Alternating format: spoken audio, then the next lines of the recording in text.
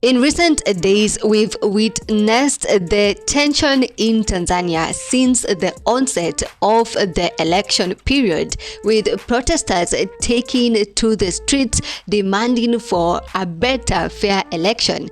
And amidst all this chaos, we've seen some people suffer the wrath of the people, including celebrities and influencers of Tanzania who have mainly supported Samia Suluhu and her reign and her party CCM, with some of their businesses even getting burned down.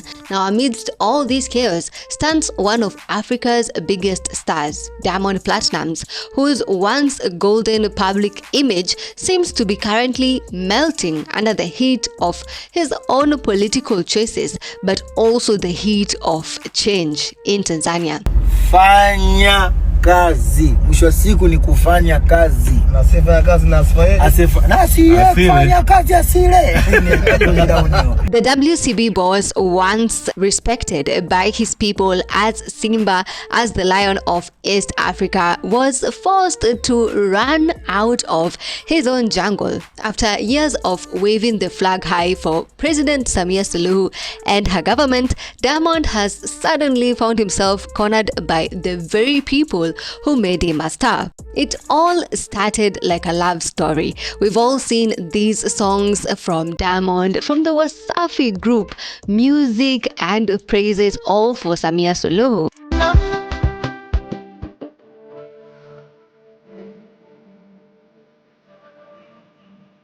Diamond Platnumz has always worn his allegiance to President Samia Suluhu like a badge of honor. His Wasafi crew and even his people, his circle of friends, his family, they've all been in huge support of Mama Samia Suluhu, even saying Mama Samia forever. Now, this is not the only thing they've been doing. They've not only been singing praises, but they've also been active in provoking people. Na mie Mungu hajawahi kunipa uongozi. Mie Mungu angenipa uongozi. Mungu angejaribu kunipa mie uongozi, yani mngekuwa mtaka kuandamana. Cha moto mngekiona. For instance, as the air of tension began to rise in Tanzania right before the elections, we had Diamond somewhere in September speaking to the people of Tanzania, and he said to them that they should stop constantly complaining about their country leaders, telling them that they are the problem and urging them to work harder. Fanyeni kazi, acheni lawama. Kila uongozi mnalalamika, kila awamu mnalalamika. Jitafakari, tatizo ni uongozi, ni wewe. And to add salt to the injury, his partner and wife Zuchu boldly declared her pledge and support to Mama Samia Suluhu. This was at the period just before the election, and the air of tension was rising in the country because people were not happy with the fact that Mama Samia Suluhu was the only candidate in the ballot after eliminating her opponents through ways of intimidation.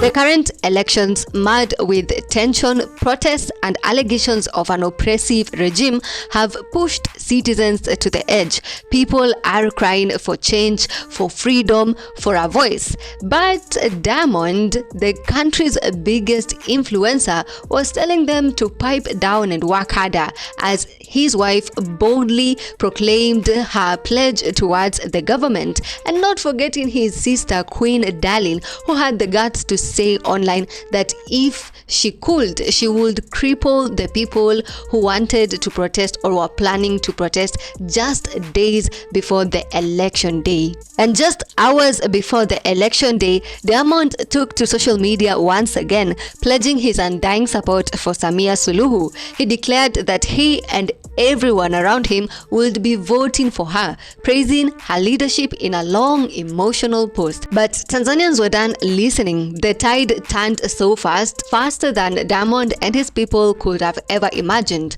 The same fans whom we've seen in Diamond's shows chanting his name are now chanting against him, and boldly in the comment section they warned him. People even came in with threats, and these are pretty real, because in recent hours, as the protest and the shutdown has been ongoing in Tanzania, we've witnessed some celebrities and influencers having their businesses shut down, including Diamond's partner and friend Juma Jux, whose clothing store was burnt down. He went on to try and make a swift move to try and sway the people's anger by deleting the posts he'd made earlier, but the wound was already opened and Tanzanians were not quite ready to forgive. And suddenly the once proud Simba was silent. Reports have since emerged that Diamond Platnumz has fled Tanzania and is currently